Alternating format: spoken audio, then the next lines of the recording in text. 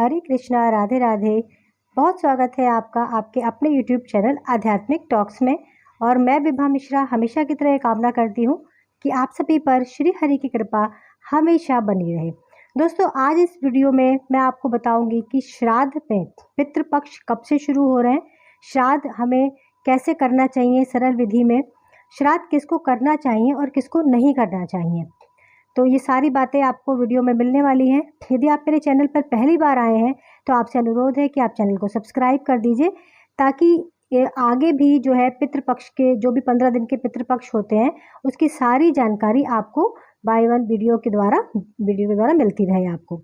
तो आप चैनल को ज़रूर सब्सक्राइब करेगा। आपको जानकारी अच्छी लगे तो आप इसको शेयर भी कीजिएगा, क्योंकि एक बार जानकारी हमें अच्छे से मिल जाती है तो बार बार हमें किसी चीज़ की जानकारी की ज़रूरत नहीं होती है।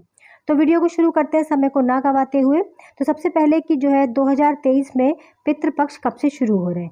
तो पितृपक्ष जो है वो 29 सितंबर से शुरू होकर, जो पूर्णिमा की तिथि है वो 29 सितंबर को है, शुरू होकर 14 अक्टूबर तक चलेंगे। यानी पितृ अमावस्या जो होगी वो 14 अक्टूबर को होगी, उसका समापन होगा।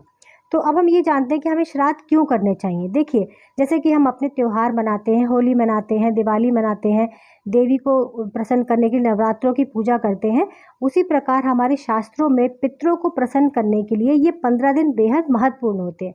देखिए, कुंडली में कभी ना कभी किसी न किसी को पितृदोष लगता ही है, या आपको ऐसा लगता है कि आपकी कुंडली में पितृदोष है, आपके जो है बने बनाए काम बिगड़ जाते हैं या काम बनने में बाधा आ रही हैं। तो बहुत से कारण होते हैं पितृदोष के। तो आप वीडियो के साथ इसीलिए पूरा बने रहिए और चैनल को सब्सक्राइब भी करिए, ताकि आगे भी मैं आपको पितृदोष से जुड़ी सारी जानकारियाँ दे सकूं, क्योंकि सारी चीज़ें बताना एक वीडियो में जो है संभव नहीं होता है। तो आपको इन 15 दिनों में अपने पितरों के लिए ज़रूर श्राद्ध करना चाहिए, तर्पण करना चाहिए, और जो है किस प्रकार करना चाहिए वो सरल विधि में आपको बता रही हूँ। तो श्राद्ध, तो ये तो होगी बात पितृपक्ष की कि कब से शुरू है और कब खत्म है।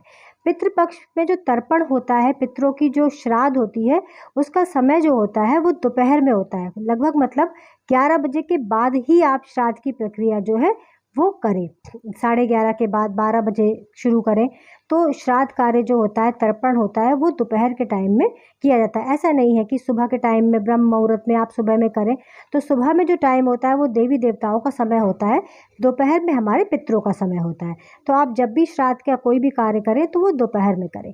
अब बात आती है कि हम किसको श्राद्ध करना चाहिए और किसको नहीं करना चाहिए।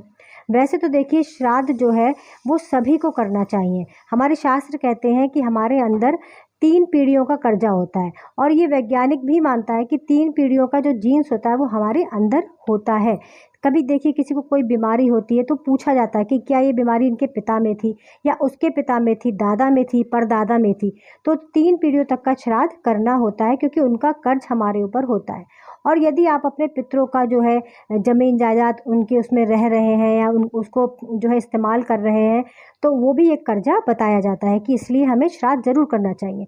इन 15 दिनों में जो हमारे पूर्वज होते हैं वो धरती लोक पर आते हैं, तो उनको जो है तृप्त करना बेहद आवश्यक होता है।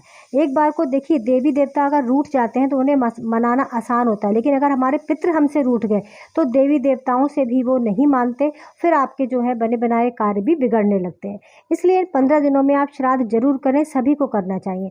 वैसे हमारे शास्त्र में मान्यता है कि बड़े बेटे को श्राद्ध करना चाहिए, बड़े बेटे को और छोटे बेटे को श्राद्ध करना चाहिए।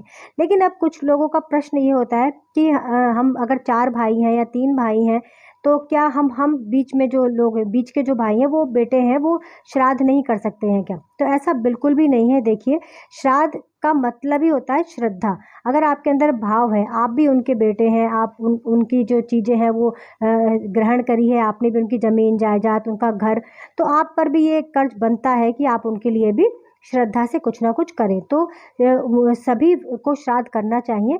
लेकिन यदि आप एक संयुक्त परिवार में हैं, जॉइंट फैमिली में हैं, और उसमें अगर जो बड़े बेटे हैं, बड़े भाई हैं, और वो श्राद्ध की प्रक्रिया को कर रहे हैं, तो आपको अलग से करने की कोई ज़रूरत नहीं है। आप उसमें अपना सहयोग देकर, पैसे के द्वारा, अपनी सेवा के द्वारा आप उसमें शामिल हो सकते हैं। लेकिन श्राद्ध जो है, ये जो एक मान्यता है कि बड़े या छोटे बेटे को करने चाहिए, ऐसी कोई मान्यता नहीं है। देखिए, हर किसी के माँ बाप होते हैं, हर किसी की श्रद्धा होती है, तो आपको जो है श्राद्ध करना ही चाहिए, सभी को करना चाहिए।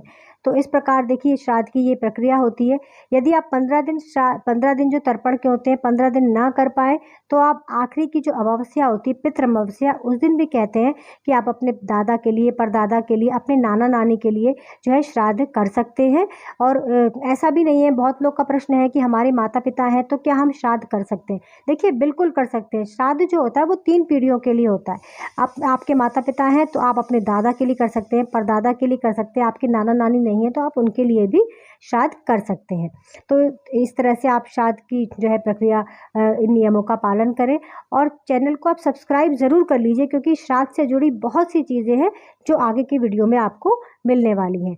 तो जानकारी पसंद आई तो प्लीज़ इसको शेयर ज़रूर कीजिएगा। सभी को राधे राधे, जय श्री कृष्ण।